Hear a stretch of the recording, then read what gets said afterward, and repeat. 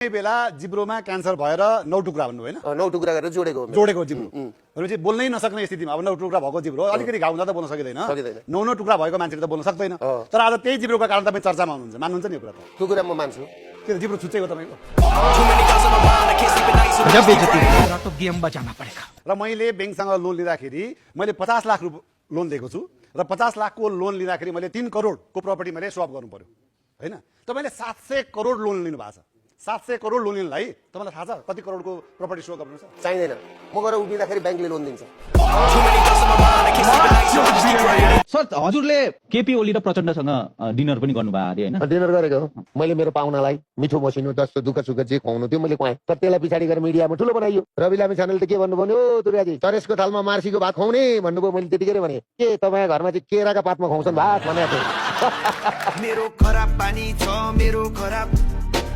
खराब पानी छ मैले यसपालि टाइगर ब्रुअरी किने र मार्सी बियर ल्याउँछु भन्दाखेरि मलाई ल त मलाई कङ्ग्रेचुलेसन बधाई छ तपाईँ महान मान्छे जो रक्सीको धन्दा मैले सुरु गरेँ नि स्वास्थ्यबाट एकैचोटि रक्सीमा जाँदाखेरि मलाई बधाई छ भनेर भनेपछि कस्तो समाज छ मेरो समाज मैले राम्ररी बुझेको छु माफिया भनेको छ डन भन्छ हो मेडिकल सेक्टरमा दुर्गा प्रसाद डन हो तपाईँ डनै हो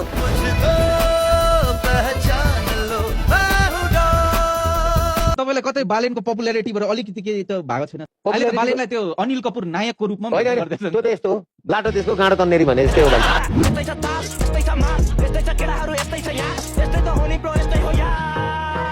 डाक्टर गोविन्द केसी कि अहिलेका डाक्टर प्रकाश चन्द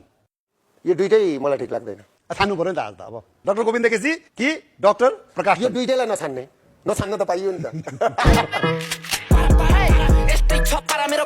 हजुरको चाहिँ लभ लाइफ चाहिँ कस्तो छ हजुर प्लेयर हुनुहुन्थ्यो कि सोझो क्याटेगोरीमा पर्नुहुन्थ्यो कि कस्तो चाहिँ हुनुहुन्थ्यो मलाई केटीहरूले लभ गरेको थिएँ मैले लभ गरेको थिएँ जलवा है हमारा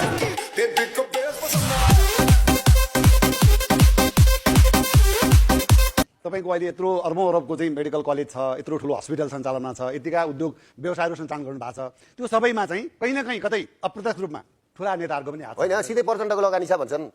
त्यो भन्नु न होइन तर म तपाईँलाई एउटा कुरा के भन्छु भने प्रचण्ड जिउको लगानी छैन बरु उहाँलाई मैले दिएको छु झुटो कुराको पछि हामी नलागौं म दक्षिण काली माता तपाईँहरूले पनि मानेको मैले पनि मानेको कालो बोको लिएर रगत चाट्दै पस्न तयार छु अरे बाप रे ये तो धोती खोल रहा है तपाईँलाई म एउटा प्रश्न सोध्छु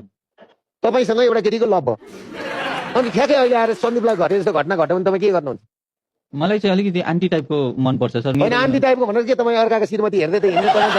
झन् अपराधी हो नि त खराब रहेछ नि त भाइको मान्छे